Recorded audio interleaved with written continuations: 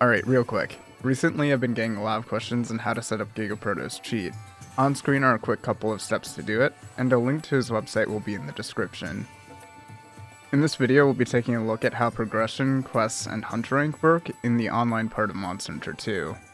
If you're confused or just want a general overview of the town, I've already got a video explaining the online mode. There will be some corrections for that video at the end of this, but it might be helpful for those of you who are wondering where things are and what they do.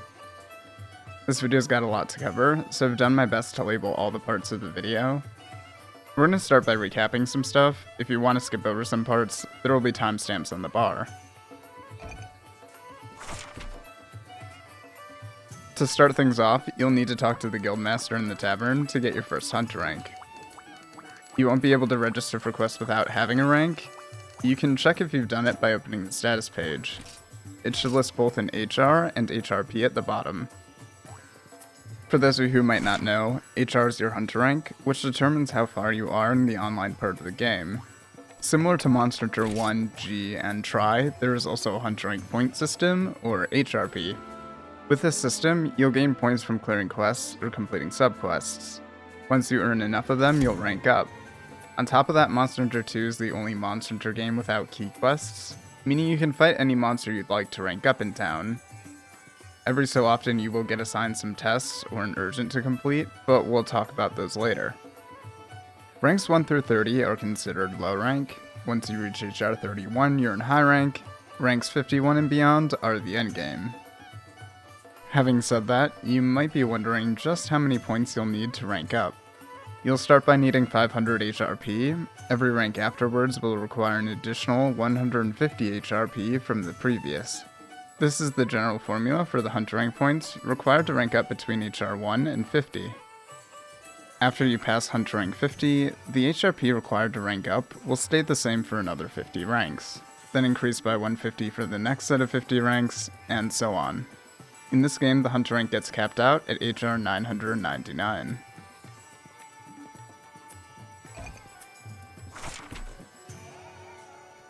Once you've gotten your first rank, most of the low rank quests you'll be doing will be given out by the guildie on the right hand side of the desk. On this version of Dendorma, quests are sorted by day, area, and species. Just be careful which one you choose, as you can accidentally register for village quests. They're most often found in the sort by day option, but they can be found in any of the three categories. If you're from the future and playing on a server, or just doing the high rank quests, you won't really need to worry about these things. However, if you're on this version of the town and end up departing on a village quest, you will not gain any hunter rank whatsoever, but you can still lose hunter rank if you faint or fail, so I generally avoid doing them while in town. Now that there's more than one English patch available, there will be a few different methods to tell these quests apart. Links to these patches will also be in the description.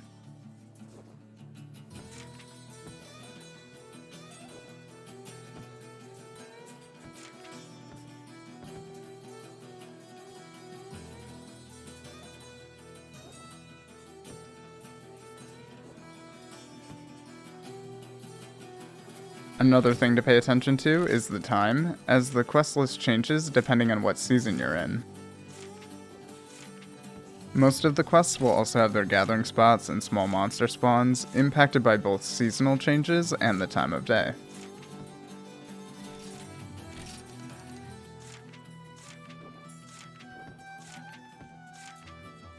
Originally on the Capcom servers, days and nights would last 15 minutes each, and the seasons would change every 15 full day-night cycles, or 25 hours.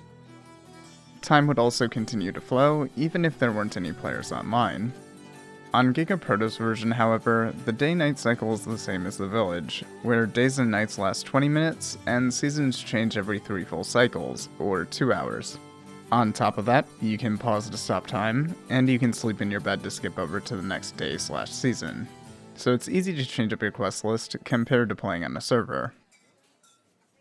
If you register for a quest during the wrong time of day, or hold on to one as the season changes, you'll get an error message, and you won't be able to depart. Keep in mind, unless you pause or quit the game, the time of day will continuously change. Though it will only update when you're in town, so you won't need to worry about it changing the time of day or switching seasons on you mid-quest. While most quests don't go out of rotation in Gigaproto's offline version of the town, there are still some that do, mostly Elder Dragons. If you're looking for a quest that isn't in rotation, you can either quit to the menus or depart on a quest then complete it, by either finishing the main objective, exiting via subquest, or just failing. Oh, and if you weren't aware, for regular quests, the desert will be completely inaccessible in the summer, same with the mountains in the winter. Again, make sure you're properly prepared and have all your supplies in order before you register for a quest. Once you've chosen a quest, you can't leave the hub to access the shops outside or the equipment box in your room unless you choose to do it after departing and coming back, or canceling the quest. It is a bit strange that there isn't an item box in either the low rank or high rank hubs. The reason I bring all this up is that the quests in town were designed for more than one player, meaning the monster will be quite a bit tougher than the ones you'll encounter in the village, so it's pretty important to be properly prepared. Once you're actually out on a quest, you'll either complete the main objective, wind up failing it, or end up going to the bed to either end via subquest or abandon. Though you could also get unlucky and have the game freeze on you, which happens from time to time on the patch. The freezing is caused by the way the patch is coded. Unfortunately, tweaking your settings won't change much, so I'd recommend avoiding a zone in a quest if you've been frozen there once before.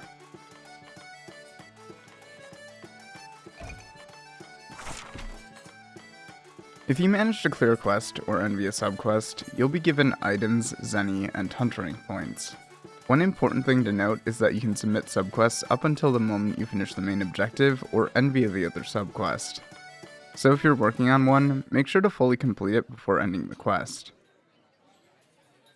I'm not going to cover the way drops are calculated, but at the end of the quest, you'll want to have some space in your inventory to hold the items you get.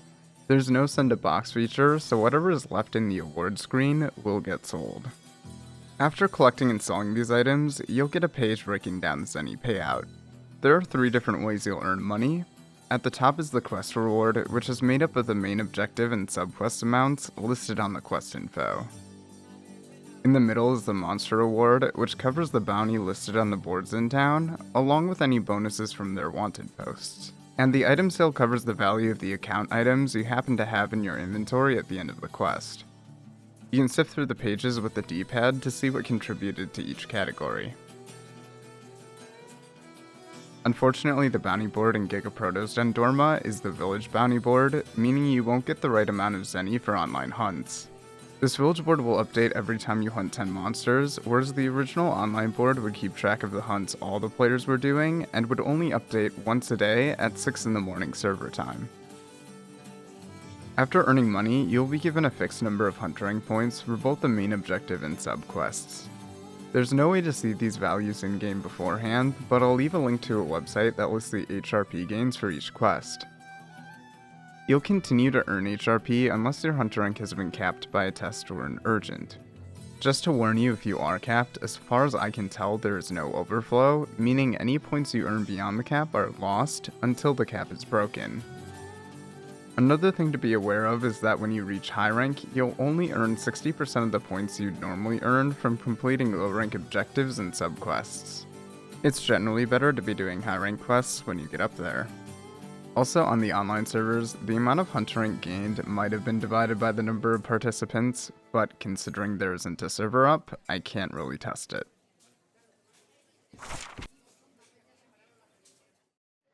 There are a few things that will have an impact on your rewards.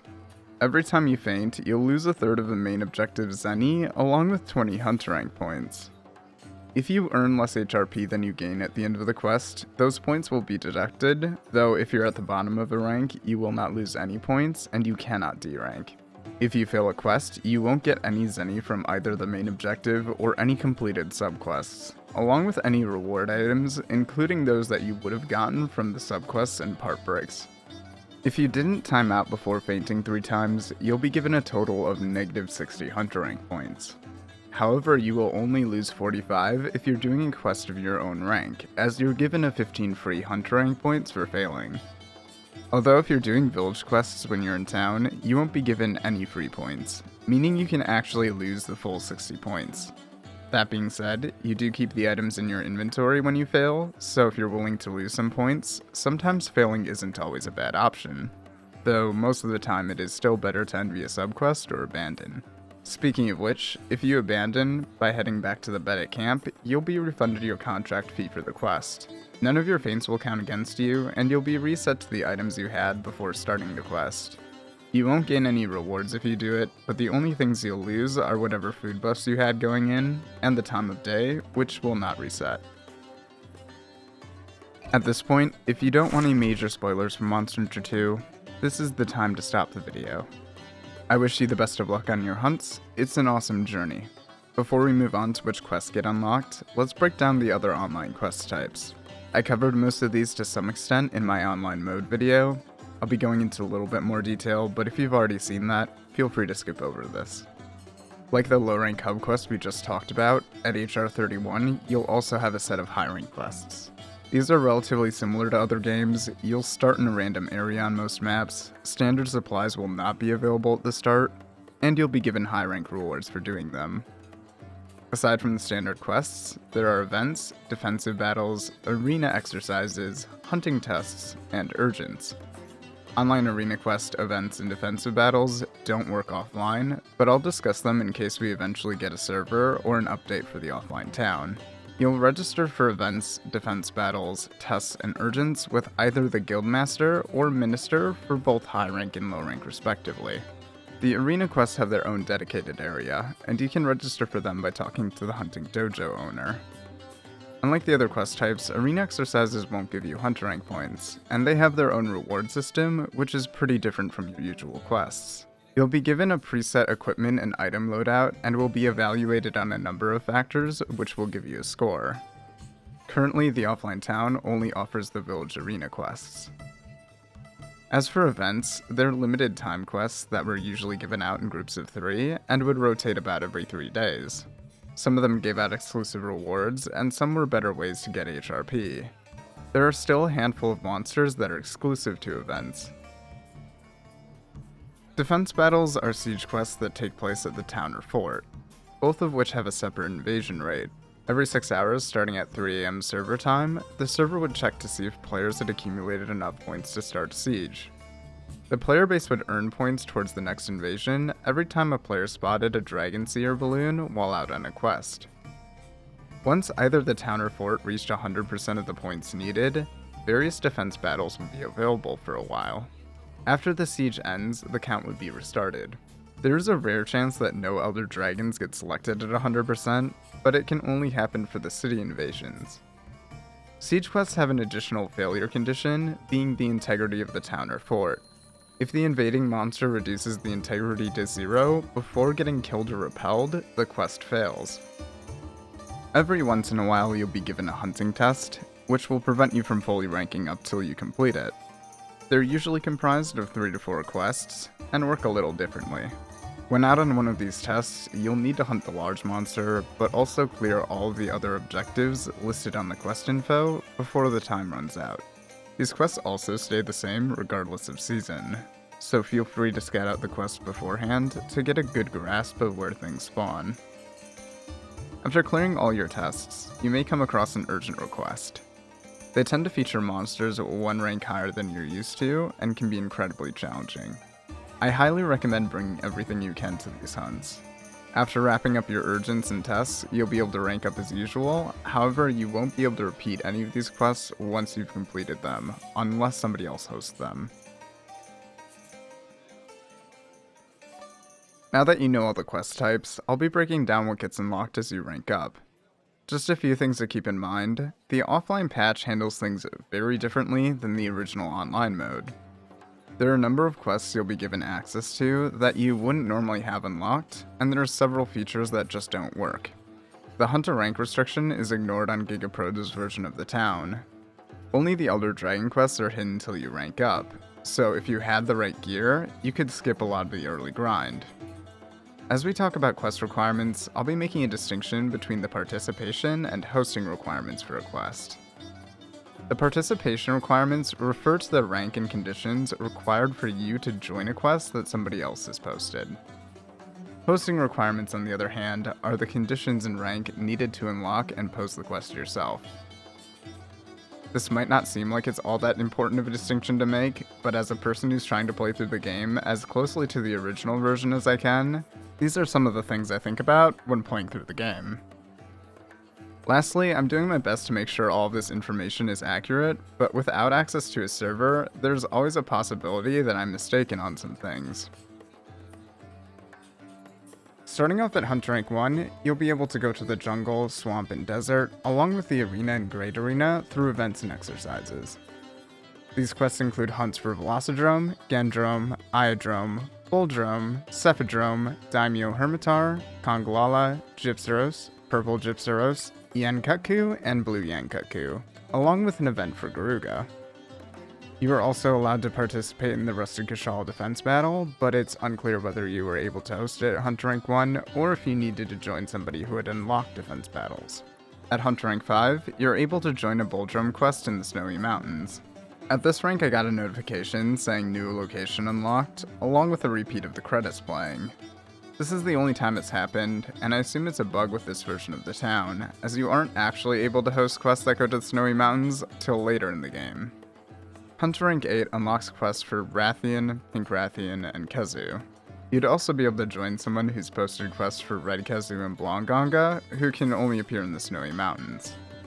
You'll get your first official hunting test at HR 10, requiring you to fight Kutku, Gypsaros, Cephadrome, and Daimyo. If you're actually online, anyone can help you complete these. There's no minimum HR requirement. After beating those quests and getting enough points to rank up, you'll be able to host quests in both the Snowy Mountains and Volcano. Though at this rank, there are only 2 monsters that show up in the Volcano, Iodrome and Basarios. Outside of that, quests for 2 Blue Yankutku, Gypsaros, and Rathian get unlocked in the online arena. At HR 15, you can participate in quests for Shogun Cianatar, Diablos, Black Diablos, Plesioth, Green Plesioth, Gravios, and Black Gravios. At HR 16, you'll be given your second official hunting test. This time you've got to take down Conglala, Rathian, Kezu, and Blonganga. Anyone Hunter Rank 8 or higher can assist you. Once that's cleared and you've ranked up to Hunter Rank 17, you'll be able to host hunts for Shogun, Diablos, Gravios, Plesioth, and their aforementioned subspecies.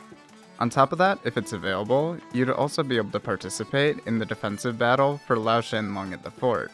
Like with Rusted Kashala, it's not quite clear whether you were eligible to host the quest yourself, or if you had to rank up more. Hunter Rank 20 is when you'd normally be able to join someone who posted a low-rank Elder Dragon hunt. However, at this point, these hunts are still hidden on the offline patch, meaning you can't host them early. You'll be able to host the low-rank Elder Dragons at HR 22, which includes Teostra, Kashala, Chameleos, and Kirin. Additionally, you can travel to the tower, though only the first version of it. Your final low-rank hunting tests begin at Hunter Rank 30, where you'll need to take down Shogun, Plesioth, Diablos, and Gravios. After you clear those, the Shengoran Urgent quest gets unlocked, which is surprisingly challenging. Anyone HR 20 and above can assist for both the official hunting tests and Urgent. Hunter Rank 31 marks the beginning of High Rank, and you'll be able to fight the High Rank versions of all the previously mentioned non-Elder Dragon monsters. At this point, all the remaining arena quests get unlocked. Rusted Kashala, Shengoran, Lao Shanlong, and Ashen Lao Shanlong all become available as High Rank defense battles. You'll also be able to hunt Rajang, who as always, is quite challenging. Lastly, under special conditions, you can unlock the Forest and Hills, Rathalos, Azure Rathalos, and the events for Gold Rathian and Silver Rathalos, which take place in another part of the tower. I'll explain those conditions in another section of this video. The first set of official hunting tests in High Rank open up at Hunter Rank 40. All of them have multiple large monsters. First, you'll need to hunt 2 Daimyo, followed by 2 Blonganga, and finally Rathalos and Rathian. I'm not sure whether the official hunting test bypasses the special conditions needed to unlock Rathalos in the Forest and Hills, or whether you had to complete the conditions first. Either way though, the offline version of the town ignores these conditions, so you'll be able to move on without even knowing what they are. After you've cleared your tests, you'll be given an urgent quest to fight Yamasukami in the final version of the tower. Anyone Hunter Rank 38 and above can participate in both the urgent and tests, along with regular hunts for high rank Elder Dragons. If you manage to make it past Yama and into Hunt Rank 41, you'll unlock him as one of the high rank elders, alongside Kirin, Teostra, Kashala, and Chameleos. By this point, you'll have all of the defense battles unlocked, with Teostra and Yamasukami having their own town sieges. The final set of hunting tests begin at Hunt Rank 50, and anyone HR 48 or higher can join. You'll have to slay Kashala, Chameleos, and Teostra. After you're done with them, you'll be given an urgent quest for Fatalis in Castle Trade.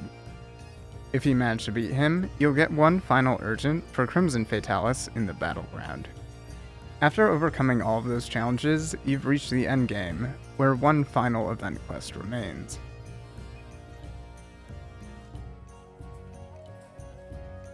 Alright, I guess I should explain some things, starting with why this video is so late. Some of you might have noticed it's been several months since I mentioned I was going to make this. While making the video for the online mode, I already knew almost all the information for this video. However, there was one thing I didn't know, and because of that I made a mistake. Despite trying my best to play through the game as closely to the original version as possible, I accidentally hunted a high rank Rathalos early. After a discussion with Poogie Charger over on the old school Discord, I found out that both Rathalos and the Forest and Hills are unlocked by playing a special song after reaching high rank. Oddly, it's not under the quest requirements, nor was it mentioned in any of the resources I'd been using. Musical scores are items in DOS, and this song that unlocks those things is a rare drop from high rank King Shakalaka. He doesn't have his own quest, but instead has a chance to appear as a mini-boss in various quests. After a couple of days, I managed to get a copy of the song, which unfortunately can't be played until the songstress is fixed. Over the last several months, I've been working on understanding everything I can about King Shakalaka. It's the main reason I've put off making this video for so long. As ridiculous as it sounds, it's one heck of a rabbit hole I've fallen down, and I'm genuinely surprised just how complex King Shakalaka is in this game. I hope I can share everything I've learned about him in another video relatively soon, because he's incredibly important, and one day we might actually have a server for the game. That being said, the Song of Beginning isn't the only special requirement for quests. In the last video, I mentioned that the two Wyverians in the high rank hub had some interesting dialogue. The one walking around hints at the song needed to access the Forest and Hills, and how it's related to the Shakalaka. The other behind the table talks about treasure items as well as rare species. Treasure items in Monster Hunter 2 are rare drops. Some of them when combined together make a more valuable item. I originally intended to talk about these years ago in a video discussing the history of combining, but that one never actually got released. Anyway, if you've played through the village story, you've already encountered an item that's similar, being the Old Tower Book, which is one of the items needed to discover the location of the tower. To make the book, you combine together 3 different pieces of tower information, each of which you find in a different place. There are 3 combinable treasure items. The first one doesn't actually work, with the pieces of a broken pot having a disabled item entry for the fully restored pot. Aside from earning you some decent money, the pieces are kinda worthless. The explorer's map, compass, and 5 tools form the 7 tools of exploration, which help you discover an unexplored part of the tower, and is a prerequisite for the Gold Rathian and Silver Rathalos event quests. However, even if these events were implemented into the offline town, unless you remove the requirement, you wouldn't be able to obtain one of the items needed, as it only drops from one of the subquests in the high rank Laoshan defense battles. Combining the Book of End with the Book of Legend and the Book of the Eldest Dragon form the final treasure item, the Book of the Ancestral Dragon, which is required to fight White Fatalis. It has the same issue as the previous treasure, as you can get 2 of the 3 books, but the last one comes from defense battles, which aren't in the offline town. If we get a server, I'll definitely put together a guide for grinding them, but until that day, it looks like you'll need to mod in Silver Rathalos, Gold Rathian, and White Fatalis if you want to fight them early. Despite how long I've been talking about them, quests aren't the only thing that gets unlocked as you accumulate Hunter rank. You'll also gain access to a variety of features, and there are several expansions to the shops in town. Let's get the least interesting ones out of the way. Every time you rank up till Hunter rank 50, you'll be given a title. They don't really do anything outside of looking neat. You'll also be given some commendations every time you complete the last quest in a hunting test, or the final urgent if you've been assigned one. They're mostly used to make some of the guild equipment. Hunter Rank 8 is the earliest you can see the Yamasukami Easter egg. Granted, on this version of the town, you could ignore that requirement and see it right from the get-go. At Hunter Rank 11, you'd have all the requirements needed to unlock the Great Hunting Party, and if you did unlock it, you'd also be able to capture monsters while out on quests as pets for the PvP arena. Seeing as the online arena isn't available offline, currently unlocking them is impossible. Once you make it to HR 31, you'll gain access to the Elder Hall, which gives out the high rank quests and has its own general store. You'll also be able to start the side quest for both the Song of the Beginning, as well as having your subquest count towards the 100 needed to completely unlock S-Colors. To top things off, each of the stores in the square will also give you a few items for free in celebration of your advancement. Speaking of which, let's go through what gets unlocked at each individual store. The laid-back merchant will add some house upgrades after you complete your hunting tests and urgents for Hunter Rank 16 and 30. These upgrades not only change up the way your room looks, but also add an additional page to your item box. The general store in the tavern has 3 expansions. It will add elemental ammo, along with additional info for Blonganga and Carapaceans at Hunter Rank 11. At Hunter Rank 17, the shop will start selling level 2 bullets for Pierce and Pellet ammo, along with additional info on Lao Shan Lung and Wyverns. The last expansion occurs at HR 22, with Crag, Clust, and Recovery level 2 bullets being added, along with normal level 3 ammo. Information on the Great Thunderbugs and Elder Dragons also gets added to the shop at this rank. The general store in the Elder Hall is basically an upgraded version of the one in the tavern. It doesn't really upgrade with Hunter Rank, but it will add Rathlos information after you play the Song of Beginning. The last store that upgrades when you progress is managed by the Guildie in the Armory. At Hunter Rank 11, she'll start selling the other weapon types, being Longsword, Dual Blades, Hunting Horn, Gun Lance, and Bow. The Hunter and Battle sets will be added to the armor list, along with a Chain Belt and Waist, High Belt, and the Dark, Silver, Pink, and High Metal legs. The rest of the High Metal set becomes available at Hunter Rank 17, along with the Steel Plate, Arms, and Waist, as well as the Chrome Waist and Legs. Apparently there's also supposed to be a t-shirt for sale once you reach high rank, but that might be bugged. Outside of that, the blacksmith does add more equipment to his shop, but that has more to do with which drops you get from the monsters you hunt. And with that being said, that should cover everything that gets unlocked in the online town. If you're playing on a server with other people, I'll have a different set of recommended quests later in the video. These are my recommendations for rank grinding in the offline version of the town. If you're ignoring the original quest requirements, then you can skip my early suggestions and just do the ones starting at Hunter Rank 17. To kick things off, for ranks 1 through 7, I'd recommend either doing Buldrome or Yankutku. Buldrome is fairly easy to take down regardless of your equipment level, and his Winter Swamp quest has some pretty quick subquests. Yankutku, on the other hand, gives Kutku skills, which can be used to make power seeds. I wouldn't bother with any of his subquests, and I'd recommend bringing Psycho Serum because he can zone fairly often. Now would be a good time to mention that fighting subspecies isn't usually worth it in low rank. They tend to give less HRP than their regular counterparts, while also having more HP, so unless you want their materials, I'd avoid hunting them till high rank. For ranks 8 to 16, the Summer Season Rathian quest, with its subquest to cut her tail, is an easy 580 HRP. Even if Rathian takes you twice as long as Kutku, she's worth more money, and you can make a mix set with her gear to get early access to the alchemy skill. Typically, Rathian's quest is easier to do during the day, and I'd recommend investing in traps to save some time by capturing. If you have strong enough weapons, fighting Blonganga at night is a decent alternative. He's weakest during the breeding season, but has easier subquests in the summer. Once you reach 17, or 15 if you're going off the join requirements, I'd recommend hunting the breeding season Shogun Cianatar. He's generally weaker at night, but if you don't like the small monster patterns, I wouldn't really worry about it. Compared to the other monsters at these ranks, Shogun has decent hit zones and a lot less health. You also don't need to spend too much time away from the fight to do the subquests. At Hunter Rank 22, you should have access to all the low rank Elder Dragons, which all give pretty decent HRP. If you're used to Freedom 2 or Unite's AI, just a fair warning, Chameleos and Kirin behave very differently, and also have very different hit zones. Overall though, Teostra gives a bit more rank than the others, and also has an extremely weak impact hit zone on his face. Once you reach high rank, the best quests for you to do are any of the multi-monster quests. I would recommend taking out the subquest monster first, and then seeing how much time is left. I really like the Breeding Season Rathlos and Azure Rathlos quest in the tower, because you can choose to fight them together or separately.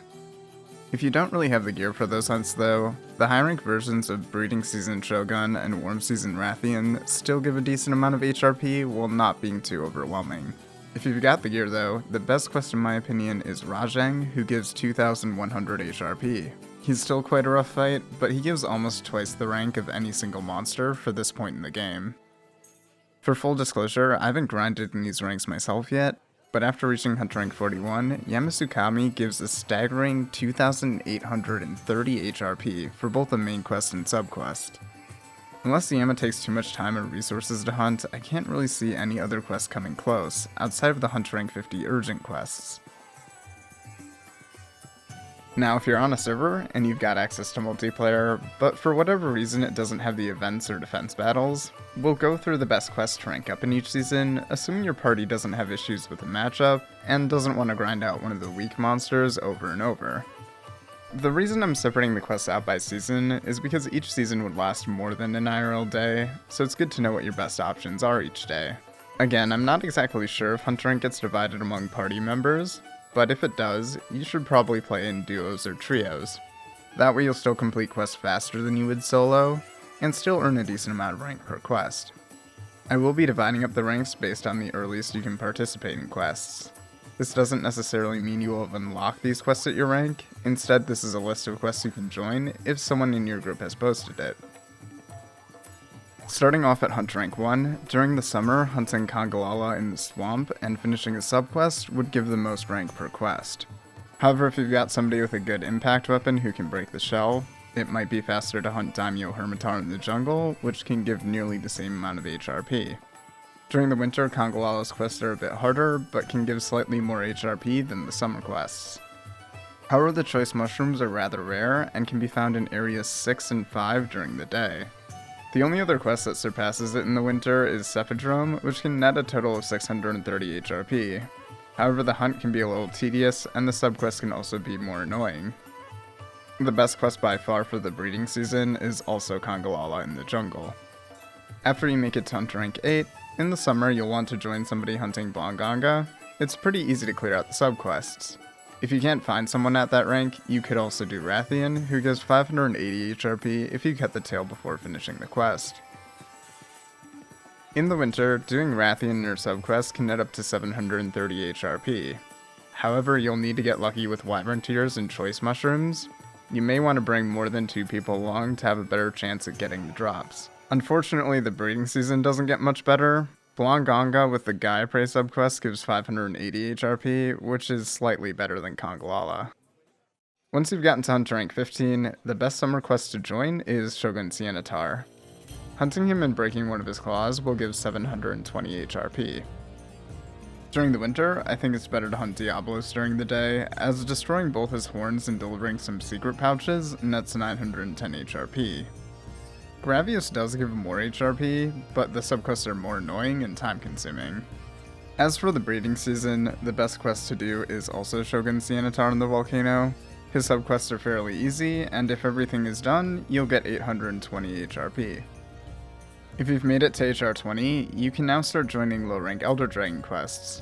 Honestly, all of them are really good, though you'll want somebody with a cutting weapon for the Teostra and Kashala subquests. After reaching high rank, the best quest for the summer will be Rathalos with a tail cut and Rajang. Though if your hunting party is crazy and up for a multi-monster challenge, you could also hunt Plesioth and Green Plesioth. In the winter season for multi-monster hunts, the double Shogun Sianatar quest gives the most rank, with Rathi and Kezu being decent alternatives. If you don't want to bother with multiple monsters, hunting Diablos and clearing his subquest is just as solid as it was in low rank. Lastly, the breeding season Rajang is still the best single monster for this point in the game, rivaling the duo hunts and even some of the Elder Dragons yet to come. Both the Rathalos and Azure Rathalos, along with Diablos and Black Diablos quests, will give slightly more HRP. Though if your group is insane and really wants the highest possible number, the Gravius and Black Gravius quests will net a total of 2,210 HRP. Finally, at Hunter Rank 38, you'll be able to join the Yamasukami quest, which gives 2,830 HRP if you complete it with the sub-quests. It's not available during the breeding season. The next best thing during that time is Teostra with his tail cut at 2,320 HRP. For this list, I decided to leave out any tests or urgents, because you'll need to find somebody who hasn't finished them every time you want to do them. But some of them do give more HRP than the quests I mentioned here. If you're on a server and you've got access to events and defense battles, there are a few that will help you grind out rank. Of course, this list is assuming the ones on the server mirror the ones officially released. When you're just starting off, keep an eye out for the triple monster events. There's one for Katku, Kanga, and Daimyo Hermitar, as well as a double Gypceros quest. They're all decent for ranking up. After you get to Hunter Rank 11, there's a double Kezu and triple Rathian event, both of which give more rank than any of the other quests available to you, though they are more difficult. At HR 17, you'll be able to do the event quest for Daimyo and Shogun in the arena, which gives 1000 HRP, which is higher than most quests till Hunter Rank 20. Even if that quest is available, the Lao Shenlong defense battle gives the most HRP of any low rank quest, so if it is available, make sure to go do it. After you've climbed to high rank, if you manage to get the treasure item for it, the Silver Rathlos event quest gives a comparable amount of HRP to the other best options early on. You'll still want to pay attention to the defense battles, as Lao Shenlong and its subspecies still give the most HRP you can get for this rank. Not to mention their upgraded equipment is a really good way to get the sharpness skill. Shengoran gives slightly less rank, but is also well worth the time. After clearing your final urgent, however, there is one quest that stands above the rest. If you're grinding to HR 999, the best way for you to do it would be to hunt White Fatalis, assuming you've got a solid group who can run it quickly. Having said all that, those are just my recommendations for quests. You don't need to follow any of what I just said. Seriously, feel free to hunt whatever you want. For those of you who have made it this far, I'm done talking about specific ranks and quests. At this point, I'll just be giving some general tips for playing in the town. First, if you're not actually playing on a server, you won't have shop festivals, meaning you might want to buy some things in the village. The important items you'll want to stock up on are herbs, day herbs, blue mushrooms, honey, and trank medicine. As you get to harder quests, I'm sure you're going to be buying some of these pretty regularly. Ivy, spiderwebs, gunpowder, shock traps, wyvern fangs, and wyvern claws are also a little hard to get in town, which is one of the reasons I'd highly recommend clearing the village first, so you can buy them when you need them. If you're just starting off though, there are plenty of items in the supply box, so take full advantage of the items they give you, especially the paintballs, which can't be bought in this game. There are a few armor sets I'd recommend investing in if you're just starting off. Alchemy is very important in my opinion if you don't have the Garuga DLC, as it allows you to craft might seeds and other items that are a bit more tedious to get. If you're a Blade Master player, sharpness is really powerful, and you can make a good set early on. If you like more defensive sets and want guard, just wait till Hunter Rank 17 or buy the steel set offline. Any of the steel armor pieces are amazing for guard sets. Having Marathon Runner is fairly strong with bow and dual blades, and can be built really early using some of the Hornitar pieces. Outside of that, having some sets with gathering and carving are nice, but I wouldn't go too far on my way to make them. Before I go, I've got some corrections and clarifications on my video for Monster Hunter 2's online mode. First up is Poogie. Even though I haven't gotten it to work yet, Poogie's 4th gathering point is accessible during every season, not just the summer. Your Poogie will also find items for you and lead you to gathering points in the village as well, though the village Poogie doesn't have the special food mechanic. Just a few things to mention about the server and player lobbies. Originally there were a total of 30 lands, meaning if all the lands were full, the server could hold up to 45,000 players. Also, the 10 player lobbies you joined at the board were officially called groups, and the board itself was called the group board. When creating a group, you could request to hunt specific monsters, and you would unlock more request options as you gained rank. Apparently, the sale/festival day in town works similarly to Monster Hunter 1 and G, meaning every other day is a sale day, but it will cycle through which stores have a sale. The pattern starts with the tool store, then the ingredient shop, then the combiner, and finally a half-price day for all the shops, before repeating. When I said you could see other players walking about in all the areas of the town once you passed through the gate and joined a group, I might have been wrong about one place. In both Minegard and Locklack, you can't see players in the armory, so it might be the case for Dundorma as well. Also, while I did mention the Diva played songs, I didn't mention that those songs are worth a set number of points. If you earn enough points by playing those songs, the cat near the stage will give you the Dragon Head Harp Bow. Turns out I was also wrong about the Dragonator key. The arena shop did not sell it. Instead, it seems like you obtained it by gathering at the PvP arena itself. You could hold up to 10 of them, and they dealt 200 damage each. Lastly, I didn't really talk about the online start menus. Like Monster Hunter 1, you could send mail to people and add them to your friends list. The list would show you their online status and let you join them without having to go to the group boards. That should cover just about everything for now. If I find out I'm wrong about some more Monster Hunter 2 information, I'll either pin a comment or adjust it in a future video. For those of you who found yourselves here, thanks for watching. This video has been the most challenging project I've ever tackled, and I really wanted to get it out several months ago. From overcoming audio challenges, to trying to animate and make new things, and working around a sore throat and my own voice, I learned a lot by creating this. I probably could have broken it up into smaller videos, and next time I won't just up and disappear. While I was away, we made it to 1,000 subscribers, and just yesterday the channel turned 5 years old. To celebrate the milestones, I'll be streaming throughout this week. Hopefully we'll finally be able to see Yamasukami. I hope this has been helpful, or at least somewhat interesting, and I wish you all the best of luck if you choose to embark on any of the online content in Monster Hunter 2. Until next time, happy hunting.